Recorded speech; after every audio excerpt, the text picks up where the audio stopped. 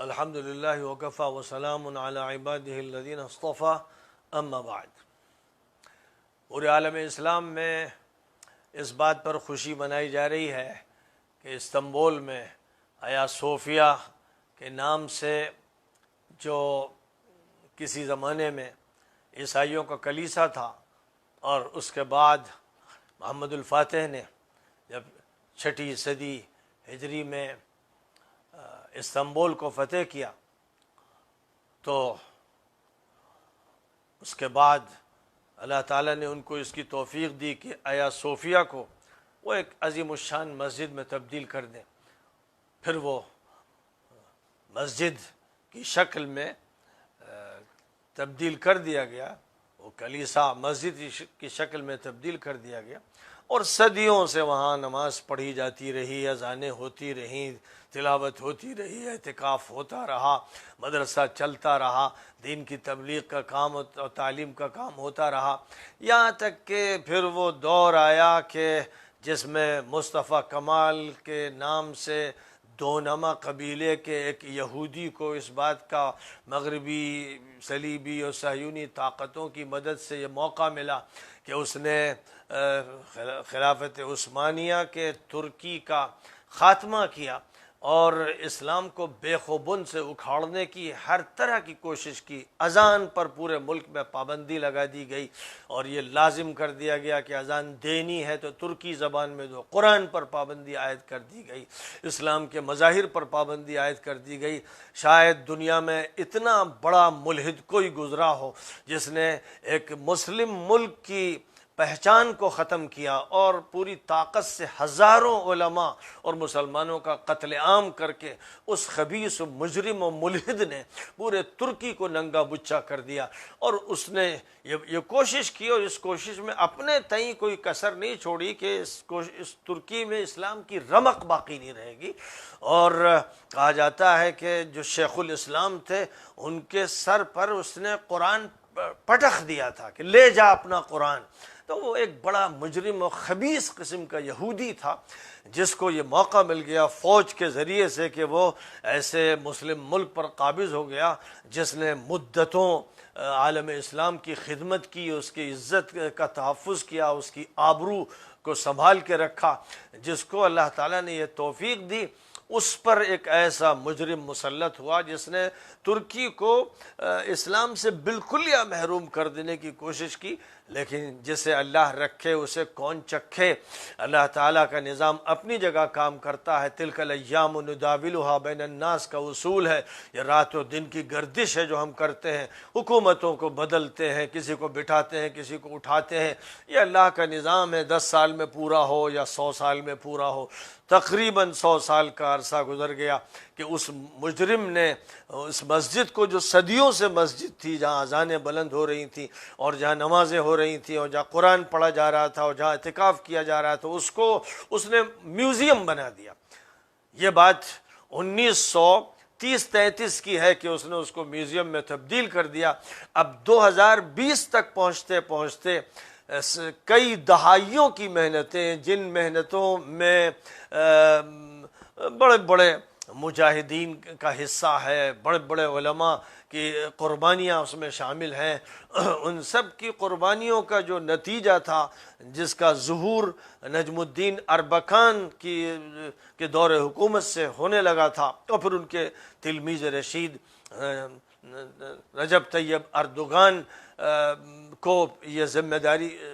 سونپ کر استاد گرامی دنیا سے رخصت ہوئے۔ اگرچہ طیب اردوغان ان کی پارٹی سے الگ ہو گئے تھے اور انہوں نے ایک پارٹی بنائی تھی، لیکن وہ اس بنیاد پہ بنائی تھی کہ استاد کا جو کام اس لیے نہیں ہو پا رہا ہے کہ وہ بالکل کھل کر مقابلہ کر رہے ہیں، ضرورت اس بات کی ہے کہ اس وقت مقابلہ ایسی سیاست سے کیا جائے کہ جس کو ہم دھیرے دھیرے ان مجرموں کے سر پہ پلٹ دیں جنہوں نے اس کا ہمارے خلاف استعمال کیا تھا۔ تو بہرحال بڑی حکمت کے ساتھ اردوغان صاحب دھیرے دھیرے اس منزل تک پہنچے کہ محمد الفاتح کی وصیت کو اور ان کے عمل کو پھر تازہ کر سکیں، اور انہوں نے آیا صوفیہ مسجد، آیا صوفیہ میوزیم کو پھر تبدیل کر کے مسجد بنا دیا، اور اس کی اذان کی جب آواز بلند ہوئی تو پورے ترکی کے مسلمانوں میں ایک نشے کی کیفیت تھی، اور پورے عالم اسلام میں ایک خوشی کی لہر دوڑ گئی۔ اور جس وقت یہ ہوا، یہ وہ وقت ہے کہ جس وقت ترکی اپنی خدمات لیبیا میں پیش کر رہا ہے، شام میں پیش کر رہا ہے، عراق میں پیش کر رہا ہے، ہر جگہ اس کی کوشش یہ ہے کہ مسلمانوں کے تحفظ کی جو ذمہ داری خلافت عثمانیہ پر تھی، اس ذمہ داری کو جتنا وہ سنبھال سکے۔ اس ترکی میں جو اس کو الحاد کے گڑھے میں پھینک دیا گیا تھا، آج بہت سے جاہل قسم کے اور بہت سے جھوٹے سلفی جو اپنا تعلق سعودی حکومت سے رکھنا چاہتے ہیں اور امارات سے رکھنا چاہتے ہیں، وہ یہ کہتے ہیں کہ ترکی میں تو ایسا ہے اور ایسا ہے۔ ترکی تو ختم ہو چکا تھا، اسلام سے اس کو جدا کر دیا گیا تھا، اس لیے اس کو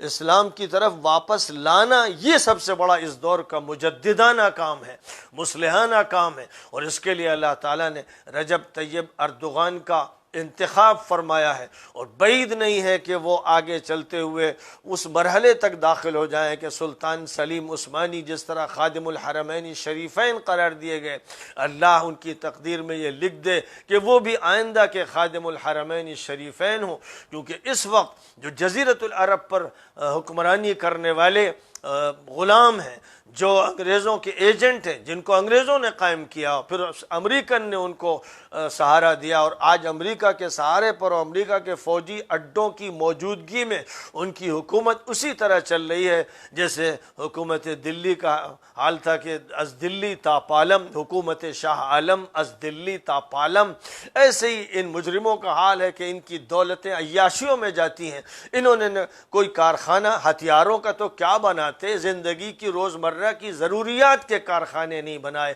جتنی دولت تھی، تیل کی دولت، یہ پی گئے اور پوری امت کی دولت کو غصب کیا، ڈکیتی ماری۔ یہ وہ مجرم ہیں جن کے بارے میں کچھ لوگوں کا یہ کہنا ہے، خاص طور پر جو بیمار سلفی ہیں، بے پیندے کے لوٹے جو کہلاتے ہیں، ان کا حال یہ ہے کہ یہ کشنر سے ملیں، یہ ٹرمپ کے سے بیعت کریں، یہ $450 ملین اس کی خدمت میں پیش کریں، یہ سینچری ڈیل کریں، یہ قوم سمود اور قوم لوط کے علاقوں میں پکنک اسپاٹ کھولیں، یہ 300 سینما گھر کھولیں، یا عورتوں کو بے پردہ کریں، اور ان کی اندر کی عیاشیوں کی کتنی داستانیں ہوں، لیکن وہ انہی کی تائید کرتے ہیں۔ یہ وہ مجرم ہیں جنہوں نے اسلامی نظام کو مصر میں برپا نہیں ہونے دیا، اور اسرائیل کے ایجنٹ ذلیل اور خار ایجنٹ سیسی کو مسلط کیا، جن کے ساتھ مصر میں سلفی کھڑے تھے، جو سیسی کے ساتھ کھڑے تھے۔ اس کے بعد سیسی نے ان کی داڑھیاں نچوا دی، ان کو ٹھوکر مار دی، آج ان کا کہیں نام و نشان نہیں۔ پھر یہی وہ مجرم ہیں جن کو یمن کے 2 ٹکڑے کرنے کے لیے مسلط کیا گیا جنوبی یمن پر، اور جنوبی یمن کو شمالی یمن سے توڑنے کے لیے انہوں نے خود اہل سنت کے درمیان ایک جنگ چھڑوا دی، وہ جنگ جو حوثیوں اور اہل سنت کے درمیان تھی، جس میں پہلے شاہ عبداللہ نے حوثیوں کو اس لیے اپنایا کہ اخوان المسلمین کو یمن میں غالب نہ آنے دیا جائے، اور اس کے بعد اب صورتحال یہ ہے کہ حوثی تو ان پر میزائل مار رہے ہیں، اور جو اہل سنت ہے ان کا جو حکمراں ہے عبد الربو ہادی، وہ ریاض میں بیٹھا ہوا ہے، اس کو وہاں انہوں نے بند کر کے رکھا، اور جو وہاں لوگ ہیں یمن میں ان کو جنوب اور شمال میں تقسیم کرنے کی پوری کوشش چل رہی ہے کہ یمن کے ٹکڑے کر دیے جائیں۔ یہی مجرم کر رہے ہیں۔ انہوں نے مصر میں اسلامی نظام ختم کیا، انہوں نے یمن کے ٹکڑے کیے، یہ لیبیا میں خانہ جنگی کر رہے ہیں۔ ہفتر وہ خبیث، وہ مجرم، وہ ظالم، وہ ملعون کہ جس نے طرابلس میں اور ترہونہ میں انسانوں پر، عام شہریوں پر بمباری کر کے گھروں کی چھتیں اور دیواریں بوڑھوں پر، بچوں پر، عورتوں پر گرا دی، اور بڑے بڑے وہ مقبرے دریافت ہو رہے ہیں، وہ قبرستان دریافت ہو رہے ہیں جہاں زندہ بوڑھوں کو، بچوں کو، عورتوں کو دفنا دیا تھا۔ آج وہ سب چیزیں کھل کر سامنے آ رہی ہیں، اور یہ مجرم، یہ خبیث ہفتر کے ساتھ کھڑے ہیں، وہ سیسی کے ساتھ تھے، تیونس میں سبسی کے ساتھ تھے، اور ادھر یمن میں عبداللہ صالح کے ساتھ تھے۔ اس کے بعد اب اس وقت ان کا حال یہ ہے کہ یہ یمن کو توڑنے میں لگے اور یمن پر قحط مسلط کر دیا اور بمباری کر کے اس میمون اور مبارک یمن کو منحوس یمن بنا دیا۔ یہ وہ مجرم ہیں۔ پوری ملت اسلامیہ کو بالاتفاق طے کر لینا چاہیے کہ جو عہد اول تھا، عہد رفتہ ہے، اسے واپس آنا چاہیے۔ اور یہ بکاؤ قسم کے لوگ، یہ عیاش لوگ، یہ بدماش لوگ جو جزیرۃ العرب کا حلیہ تبدیل کر رہے ہیں، ان کا کسی نہ کسی طرح سے خاتمہ ہونا چاہیے، اور ان کا کوئی بہتر متبادل جو خود 99% جو جزیرۃ العرب کی آبادی ہے، جس کو سعودی عرب حقیروں نے، ذلیلوں نے، مجرموں نے کہا، جو وہاں کی آبادی ہے، اس آبادی کا 99% حصہ اس حکومت کے خلاف ہے، اس نظام کے خلاف ہے۔ اس لیے وہ اسی ملک کے اچھے لوگ، نیک لوگ، صالح لوگ جن کو جیلوں میں ڈالا گیا ہے یا جن کی زبانیں بند کر دی گئی ہیں، وہی اس کو سنبھالیں گے، اور اس کے سنبھالنے کے لیے ان کو وہ عالمی نظام ملے گا جو عالمی نظام صحیح فکر کو پیش کرے گا اور عزت رفتہ کو واپس لانے کی کوشش کرے گا، جو نہ انگریزوں کا غلام ہوگا اور نہ وہ روس کا، نہ امریکہ کا غلام ہوگا۔ ان سے آزادی کے ساتھ جو یہ کوشش کرے گا کہ امت کا تشخص بحال ہو، اس کے ساتھ پوری امت مسلموں کو جڑنا چاہیے۔ اور جو لوگ دھوکہ دے رہے ہیں اور ادھر ادھر کی باتیں کر رہے ہیں اور حکومت کے خلاف جو بیانات دیے جاتے ہیں، تو ان میں کہتے ہیں ایک بڑے عالم اسی مغصوبہ زمین کے ایک بڑے عالم کا یہ کہنا تھا، اس کا بیان آیا کہ سعودی عالم جو کہلاتا ہے کہ اگر آپ ٹی وی کی اسکرین پر دیکھیں اپنے حاکم کو بدکاری کرتے ہوئے، تب بھی اسے برا نہ کہیں